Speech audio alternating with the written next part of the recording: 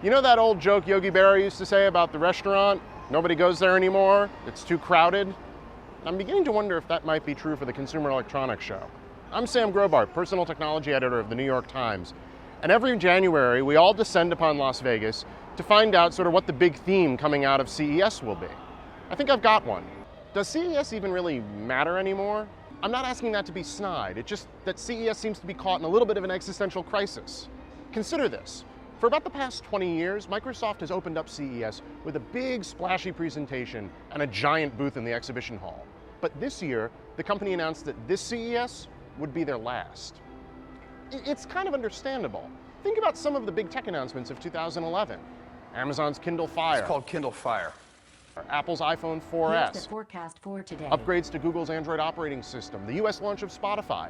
How many of these things were announced at CES? Apple and Facebook and Spotify don't even come to CES. And Amazon and Google, yeah, they're here, but their booths are smaller than headphone maker Skullcandy. I think this is happening for two reasons. Okay, first, you've got the Yogi Berra theory, right? I mean, CES pulls in something like 2,700 exhibitors, 140,000 people come every year. If you're showing here, it's really hard to get your news out above the collective din that all that activity generates. And then there's something else. We're seeing a shift in technology from hardware to software. Apps, music services, mobile operating systems, these are not gadgets, they're lines of computer code, which makes it very hard to show on an exhibition floor. I mean, what exactly do the spokesmodels gesture toward?